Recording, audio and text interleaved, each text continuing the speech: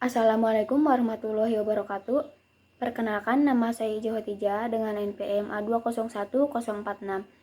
Di sini saya akan menjelaskan modul 9 yaitu tentang sistem pencernaan. Sistem pencernaan yaitu serangkaian jaringan organ yang mempunyai fungsi untuk menyerap zat-zat makanan, zat-zat penting, garam, air, serta mensekresikan zat yang tidak dapat diserap dan bagian akhir dari metabolisme. Selama dalam saluran pencernaan, makanan akan mengalami dua proses, yaitu proses mekanik dan proses kimiawi. Selanjutnya saya akan menjelaskan anatomi dari sistem pencernaan.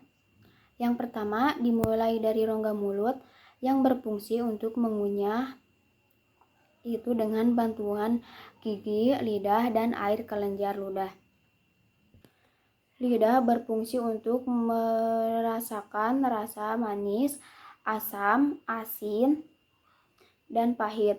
Selain itu, lidah berfungsi untuk membantu dalam mengunyah, menelan, dan mengecap dan mengenali tekstur yang terdapat dalam makanan tersebut. Kemudian, gigi berfungsi untuk memecah atau memotong makanan agar menjadi lebih kecil dan mudah dicerna. Menurut fungsinya, gigi dibagi menjadi 3. Yang pertama yaitu ada gigi seri yang berfungsi untuk memotong makanan yang berbentuk pipih. Gigi taring berfungsi untuk merobek makanan yang berbentuk runcing. Dan yang terakhir, gigi geraham yang berfungsi untuk mengunyah atau memotong bentuk makanan yang lebar. Dan kelenjar ludah yang berfungsi untuk menghasilkan air liur yang berfungsi untuk menyerap makanan dan memudahkan pada saat menelan. Yang kedua ada kerongkongan yang berperan mengantarkan makanan yang sudah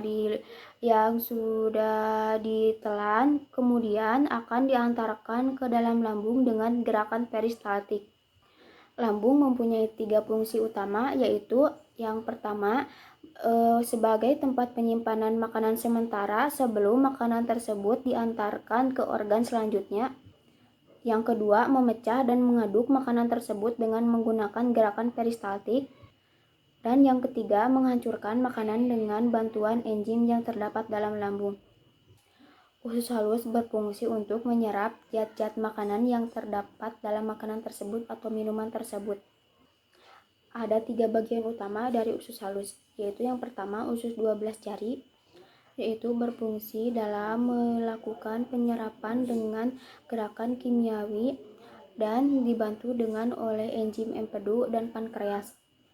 Yang kedua ada jejunum atau usus kosong yang berfungsi untuk membantu proses pencernaan dengan menggunakan bantuan enzim yang terdapat di dalam usus kosong.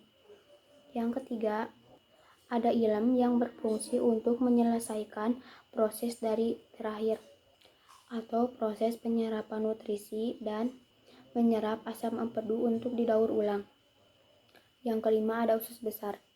Usus besar berfungsi untuk membuang air dan garam yang tidak dapat diserap di dalam usus halus dan kemudian akan membentuk limbah padatan yang akan dikeluarkan.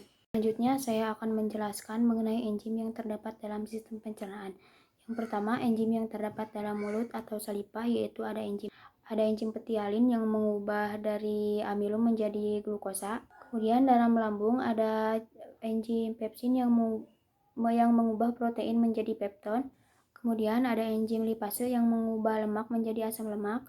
Dan di dalam pankreas ada enzim amilase yang mengubah amilum menjadi maltosa atau glukosa. Dan dalam cairan usus terdapat enzim amilase yang mengubah karbohidrat menjadi glukosa. Dan ada enzim maltase yang mengubah dari maltosa kemudian menjadi glukosa. Sekian presentasi atau penjelasan dari saya. Mohon maaf banyak kekurangannya. Wabillahi taufiq wal hidayah. Wassalamualaikum warahmatullahi wabarakatuh.